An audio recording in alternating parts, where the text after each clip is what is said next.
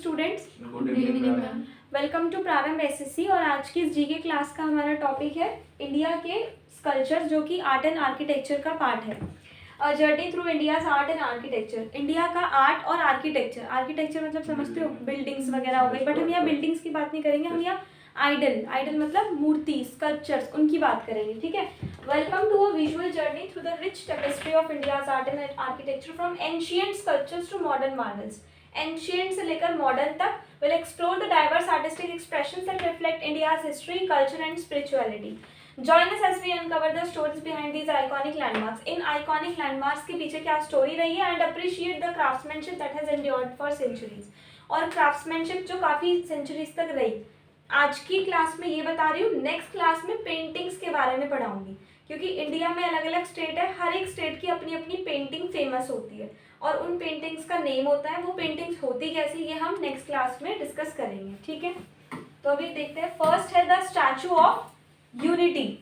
The statue of unity, a modern marble. तो ये modern statue है। ठीक है, कहाँ पर है ये?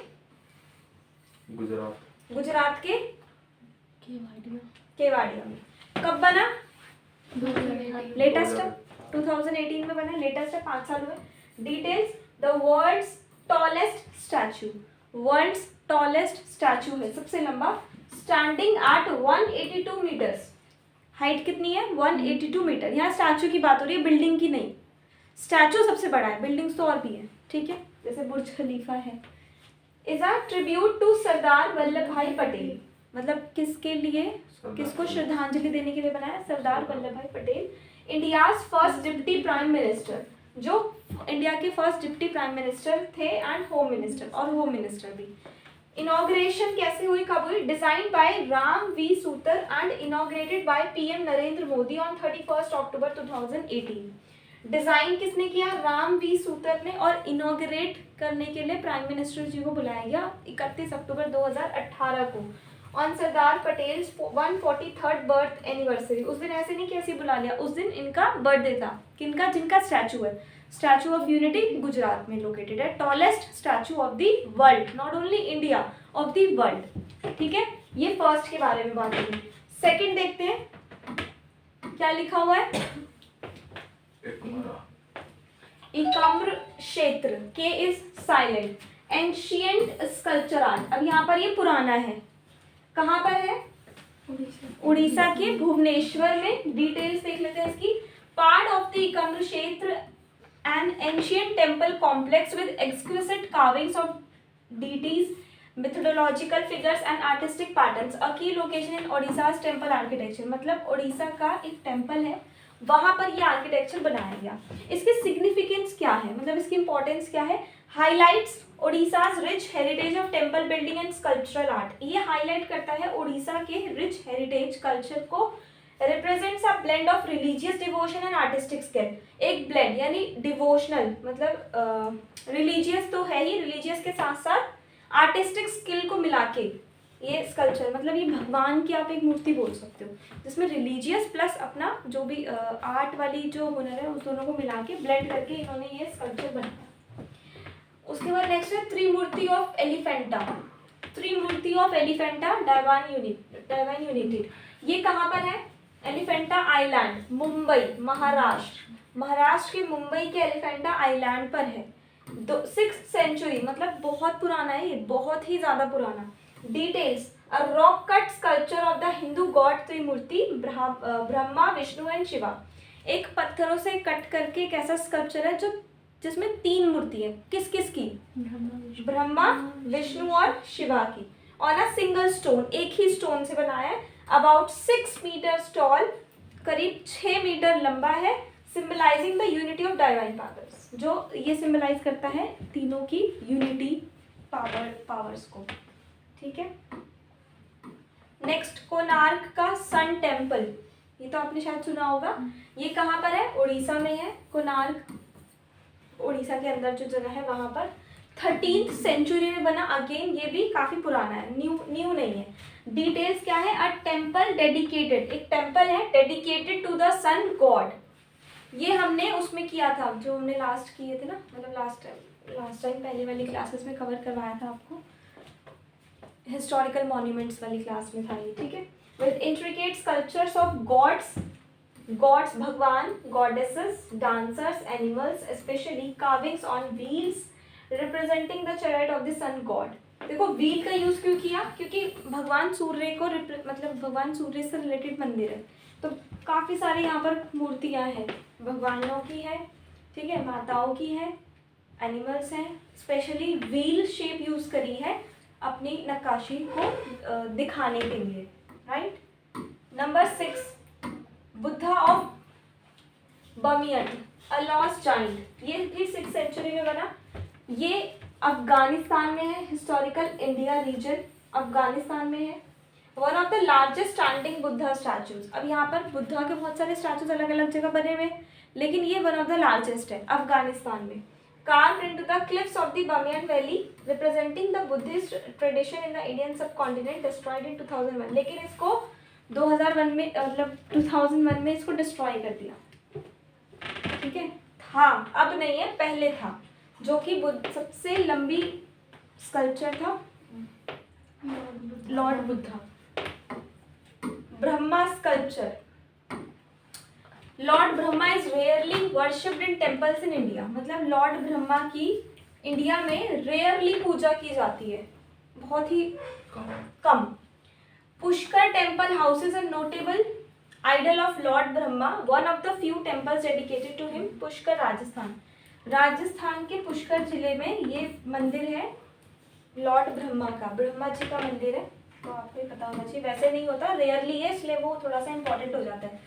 रानी की वाव, ये भी कहाँ पर, ये है पतन, गुजरात में, गुजरात के पतन जिले में। Built by queen Udayamati, showcasing intricate sculptures of Hindu gods, goddesses and mythological figures. Recognition, a UNESCO World Heritage Site renowned for its executive and artistic carvings. UNESCO world heritage site ने इसको रिकॉग्नाइज किया हुआ है, मतलब जो UNESCO में है ना, वो एक तरीके से जेन्युइन और इम्पॉर्टेंट हो जाता है, इंडिया में आ जाता है वो, तो यूनेस्को ने इसको रिकॉग्नाइज किया हुआ है। क्यों? क्योंकि इसकी जो कार्विंग है, कार्विंग का मतलब नक्काशी जो है वो बहुत ही बढ़िया है। नेक्स्ट है dancing girl of Mohenjodaro, bronze beauty. ये कब बनी? 2500 बिफोर क्राइस्ट एरा में, इंडस वैली सिविलाइजेशन जब हुआ था तब बनी थी। हाइट इसकी है approximate 10.5 centimetre, approximate size of statute, मतलब बहुत ज़्यादा बड़ा नहीं है, 10 सेंटीमीटर इतना होता है सिर्फ, इतना, इससे भी छोटा होता है 10 सेंटीमीटर, ठीक है। ब्रॉन्ज का है और rare example of the metal working from this civilisation. ये इंपॉर्टेंट क्यों है? क्योंकि बहुत पुरानी है और रेयर मेटल वर्किंग, उस टाइम पे रेयरली ऐसे मेटल का काम होता था, तो उस टाइम के अकॉर्डिंग इसलिए ये इंपॉर्टेंट मानी जाती है। इंडस वैली सिविलाइजेशन में एक डांसिंग गर्ल का स्टैचू बना जो मेटल से बना हुआ था 2500 बिफोर क्राइस्ट एरा में, ठीक है। लायन कैपिटल ऑफ अशोका, जो हमारा अशोका चक्र है, आप देखते होंगे लकड़ी से वो टेबल पे हम ऐसे सजा के भी रखते हैं, तो उसमें 4 लायंस होते हैं, तो ये क्या सिंबलाइज करता है? Symbolises strength and authority. Symbolise क्या करता है? स्ट्रेंथ और अथॉरिटी। करेज रिप्रेजेंट करता है, ये ब्रेवरी रिप्रेजेंट करता है, प्राइड रिफ्लेक्ट्स नेशनल आइडेंटिटी, और नेशनल आइडेंटिटी भी रिफ्लेक्ट करता है। Strength, authority, bravery and national identity. तो जो हमारा इंडिया का सिंबल है, symbol of India, lion capital of Ashoka, represents bravery, power and strength, ठीक है। खजुराहो टेम्पल स्कल्पचर्स, तो खजुराहो टेम्पल के जो स्कल्पचर्स हैं वो भी काफ़ी इंपॉर्टेंट माने गए। The Khajuraho temples in Madhya Pradesh dating back to the 10th century are renowned for their exquisite and intricate carvings. These sculptures portray a wide array of subjects including deities, celestial beings and scenes from daily life known for their aesthetic beauty and sensuality. The Khajuraho sculptures exemplify the rich artistic traditions of medieval India. अब ये भी important क्यों होगा? क्योंकि देखो आज के time पे अगर कोई चीज़ बनेगी ना तो इतनी ज़्यादा इंपॉर्टेंस नहीं दी जाएगी उसको, अगर कोई बिल्डिंग भी बन रही है तो, अगर क्योंकि ऑलरेडी बहुत सारी बन चुकी है। लेकिन उस टाइम पे ये सब चीज़ें नहीं होती थी, न्यू टेक्नोलॉजीज होती थी।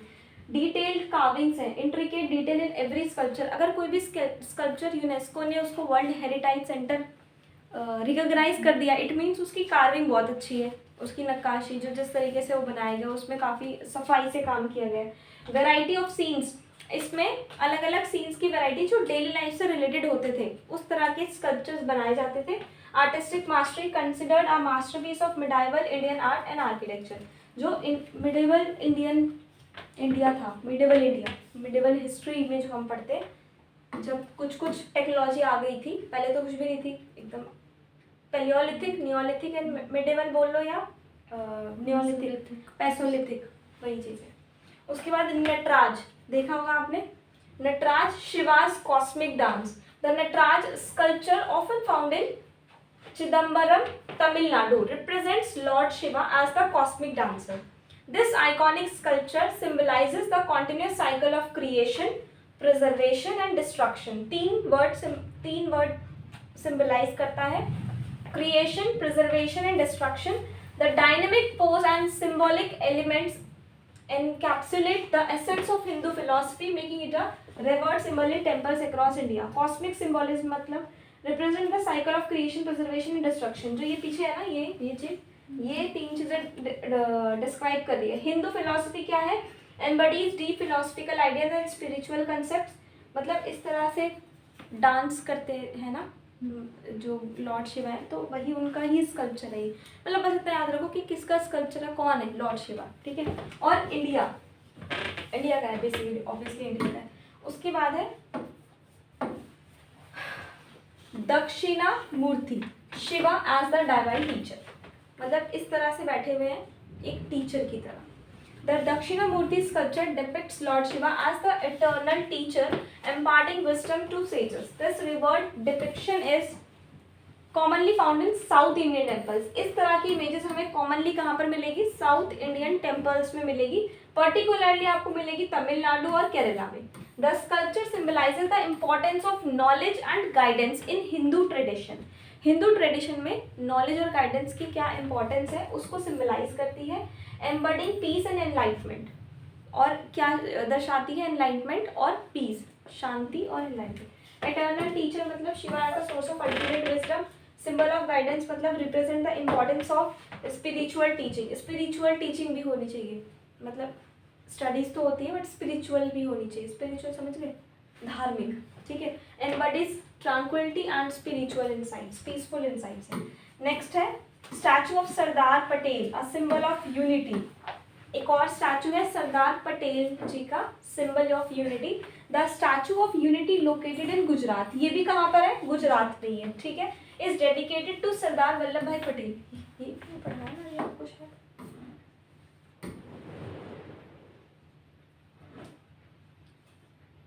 यही पढ़ाया अभी, उसके थोड़ी सी और डिटेल है, देख लेते हैं कुछ अगर एक्स्ट्रा है तो।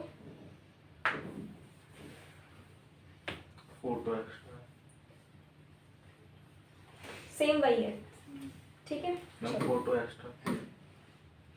The great Buddha of Bodh Gaya, enlightenment embedded.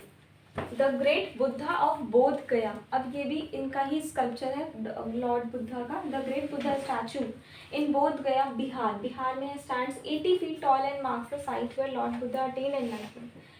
तो जहाँ पर वो एनलाइटमेंट मतलब जहाँ पर वो बैठ के ऐसे ध्यान लगाते थे, बिहार में है वो, बिहार में है बोध गया नाम से। 80 फीट टॉल स्कल्पचर इनका वहाँ पर बना हुआ है। This sculpture is a major pilgrimage site for Buddhist world wide. तो जो बुद्धिज्म धर्म के होते हैं वो इस साइट को, उनके लिए ये पिलग्रिमेज मतलब होता है जहाँ पर श्रद्धांजलि आते हैं, ठीक है। Embodying the essence of Buddhist teaching and the path to enlightenment. Spiritual symbol है, पिलग्रिमेज डेस्टिनेशन है, वहाँ पर जाते हैं, जैसे हम लोग जैसे अलग अलग जगह, जैसे वैष्णो देवी जाते हैं और शिरडी जाते हैं और XYZ, तो वो हमारे लिए पिलग्रिमेज एरिया है, पिलग्रिमेज डेस्टिनेशन है। हिस्टोरिकल सिग्निफिकेंस है, काफ़ी पुराना है तो इसलिए। Kailash temple sculpture, the Kailash temple in Ellora Maharashtra is an extraordinary monolithic rock cut temple dedicated to lord Shiva. Again ये लॉर्ड शिवा को डेडिकेट करने के लिए टेम्पल बनाया गया, ये महाराष्ट्र में है और पत्थर से काट के इसको बनाया है। As the largest single monolithic rock excavation globally, its intricate carvings depict scenes from Hindu mythology with Lord Shiva as a central figure. The temple showcases the pinnacle of ancient Indian architecture and sculpture skills. Rock cut है, Hindu mythology, architecture skill. कुछ ऐसा कोई खास नहीं है। महाराष्ट्र के एलोरा में है, महाराष्ट्र के एलोरा में है कैलाश टेम्पल, और जहाँ पर कैलाश लग जाए it means lord Shiva. Vishnu temple sculptures हैं classical Indian art located in Deogarh Uttar Pradesh. The Vishnu temple features some of the earliest examples of classical Indian sculpture. The temples reliefs including the panel of lord Vishnu, Vishnu भगवान जी का है। As the preserver reflect the early development of Gupta style art. Gupta style art ये art है, art and culture का art develop होने से पहले, मतलब जैसे अलग अलग होते हैं, जैसे मैं पेंटिंग्स के बारे में पढ़ाऊंगी तो एक हो गई ओल्ड एकदम एंशियंट पेंटिंग, फिर मिडिवल टाइम की हो गई, फिर न्यू पेंटिंग हो गई, गुप्ता टाइम की हो गई, गुप्ता मौर्य टाइप की, उसके बाद मुगल्स के टाइम की पेंटिंग अलग होती थी। तो सेम वही चीज़ है। These carving showcase the artistic sophistication religious symbolism of the Vishnu temple कहाँ है? यूपी में। ग्रेट स्तूपा ऑफ सांची सुना होगा आपने, great stupa of Sanchi. Buddhist art इसमें भी आगे बुद्धिस्ट का है। The great stupa at Sanchi Madhya Pradesh में है।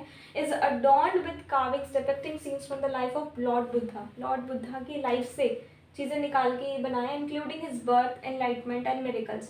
These sculptures are significant examples of ancient Indian Buddhist art illustrating the life and the teaching of Buddha through intricate visual story telling. तो जो उनकी ज़िंदगी रही है ना, उस चीज़ को लेकर के स्कल्पचर्स बनाए हुए हैं काफ़ी, जिससे उनका सारा पता चलता है, जन्म कैसे हुआ से लेकर एंड तक, जैसे वो शिक्षा देते थे, जैसे वो शिक्षा ग्रहण करते थे। And last for today's class, ratha of Mahabalipuram, Dravidian architecture. The 5 रथs in Mahabalipuram, Tamil Nadu are monolithic temples carved from single stones representing an early phase of Dravidian temple architecture. The sculptures depict Hindu deities and mythological figures narrating stories from Hindu texts. These structures stand as a testament to the rich artistic and architectural heritage of South India. Monolithic temple carved out single stone showcasing unique craftsmanship. जो ये temple है रथ्स of Mahabalipuram, ये एक तरह का मंदिर है जो महाबलीपुरम जो तमिलनाडु में स्थित है, लोकेटेड है, और एक पत्थर को तराश के बनाए गए। ठीक है, कितने हैं टोटल? 5 है। Depict various gods and mythological figures, अलग अलग तरह के भगवान को डिपिक्ट किया, represent an early phase of temple architecture. और अर्ली फेज ऑफ, जैसे जब मंदिर वगैरह बनने शुरू हुए थे तो तभी अर्ली फेज में ही ये बनाया गया था। तो क्योंकि एक ही पत्थर से पूरा मंदिर बनाया है, पूरा रथ टेम्पल बोलते थे, बनाया है, तो इसलिए ये हमारे लिए इम्पोर्टेंट हो जाता है। ठीक है, तो ये थी आज की क्लास। आई होप आपको समझ में आ गया होगा। आज की क्लास पे इतना ही। Thank you so much. Thank you.